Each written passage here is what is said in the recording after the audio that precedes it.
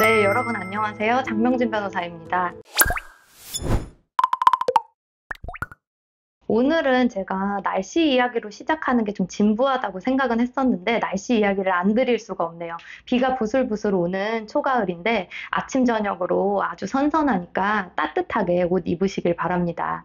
오늘은 조금 편안하게 아주 법률적인 이야기 이런 것보다는 변호사 상담받을 때 좀 어떻게 하면 좋은지 제가 좀 말씀드리고 싶어서 영상을 찍게 됐습니다. 결국에 변호사 상담 알차게 잘 받는 법, 또 상담료도 지불하시고 정해진 시간 내에 상담을 받으실 거기 때문에 알차게 활용하시는 게 중요하거든요. 그렇게 하셔야 나중에 또 후회도 없으시고 또 중복적으로 이제 상담을 또 받지 않아도 되니까 알차게 상담 받으시는 법에 대해서 한번 설명해 드리도록 하겠습니다. 일단은 여러분, 처음 변호사 사무실을 오실 때 가장 아셔야 되는 게 일단은 이혼 상담이나 뭐 민사, 형사 다 마찬가지인데 제가 이혼의 사건을 좀 염두에 두고 말씀을 드리겠습니다. 내 상황에 대해서 좀 잘 알고 와주셔야 돼요. 그래서 사실관계 같은 부분들 있잖아요. 뭐 남편분이 어떤 부동산을 소유했다든지 아니면은 내가 심지어 어떤 거를 소유하고 있다든지 이런 것조차 파악이 안 되어 계신 분들이 좀 많이 계시더라고요, 생각보다. 그래서 결국에는 뭐 이제 저한테 상담을 받으러 다른 변호사님이나 이제 뭐 저한테 오셨을 때 가장 중요한 게 내 상황을 좀 깨끗하게 정리해서 말씀을 해주시는 겁니다.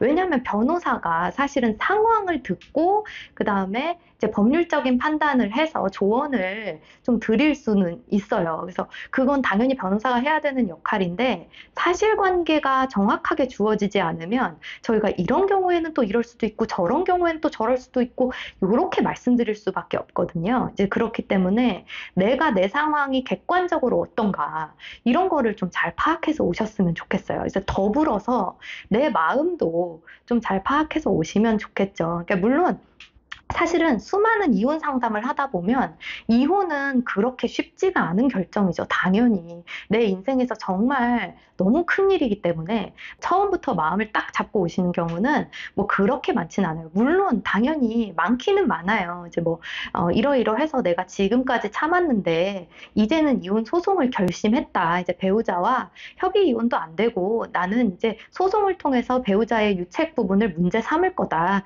이렇게 결심을 딱 하시고 오시는 경우도 물론 많습니다. 이제 그런데 그러기 전에 만약에 이혼하게 되면 재산 분할 부분이 어떨지, 혹시 위자료는 받을 수 있는지, 양육하게 되면 양육비는 어떻게 되는지 이런 것들이 좀 궁금합니다. 이렇게 찾아오시는 분들도 꽤나 있으시거든요. 그래서 결국에는 내 상황을 내가 잘 알아야 된다. 왜냐면은 일례로 이제 제가 상담을 했던 케이스 중에서 나한테 이런 재산이 있다고 배우자가 알려줬는데 나한테 이런 재산이 진짜 있는지 모르겠어요. 이렇게 말씀하시는 경우도 있고, 배우자가 아파트가 따로 있다고는 했는데, 뭐, 대충 어느 도시인 것 같기는 한데, 지금 잘 모르겠어요.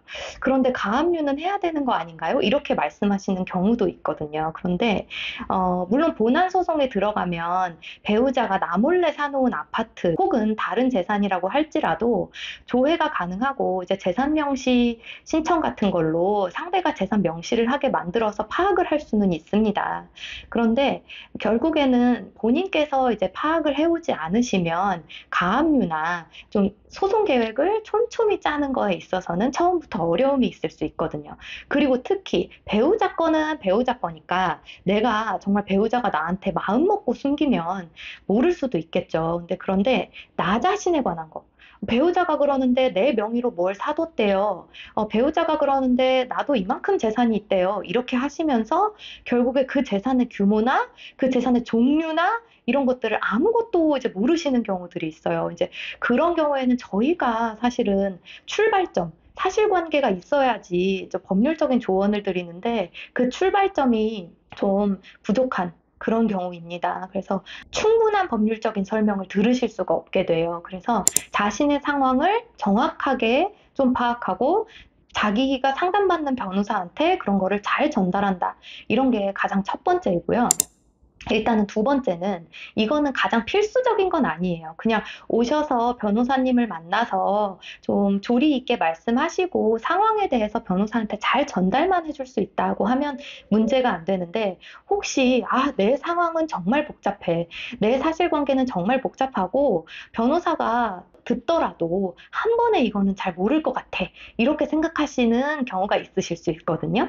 그런 경우에는 종이에다가 워드나 이런 걸로 이제 정리를 타이핑을 하셔서 텍스트로 뭐 순서, 일자 순서대로 이렇게 정리를 하셔서 사건이 이러이러한 게 있었다. 이제 이렇게 정리를 해오시는 경우가 꽤나 있으시거든요. 근데 그런 경우 아주 잘하시는 거라고 말씀을 드리고 싶습니다.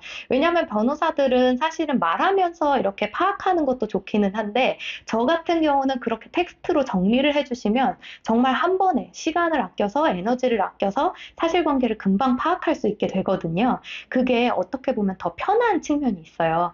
그래서 좀 시간을 아낄 수 있고 서로 간의 에너지를 아낄 수 있기 때문에 그런 점을 텍스트로 정리를 해오시면 조금 더 노력이 들어갈 수는 있겠지만 조금 더 좋은 질 상담을 받을 수 있다. 이렇게 생각하시면 될 것 같습니다. 그래서 여러분, 변호사 상담 받으시러 가는 것조차 마음에 좀 결정이 필요한 일이라고 당연히 생각이 들고 저한테 이제 이혼이나 뭐 기타 다른 사건들로 상담을 오시는 분들께서도 그렇게 결국 결심을 하셔서 오시는 거를 많이 봤기 때문에 이왕 그렇게 결심을 해서 오시는 거 좀 더 알차게 상담 정확하게 잘 받으실 수 있도록 이런 영상을 한번 준비해 봤고요.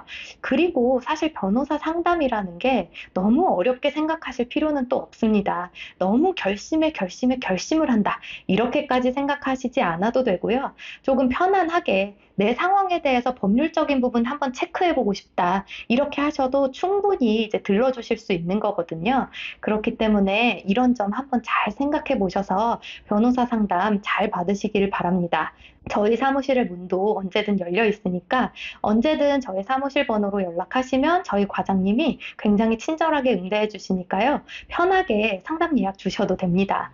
네, 오늘도 제 영상 시청해 주셔서 감사드리고 구독과 좋아요도 부탁드립니다. 감사합니다.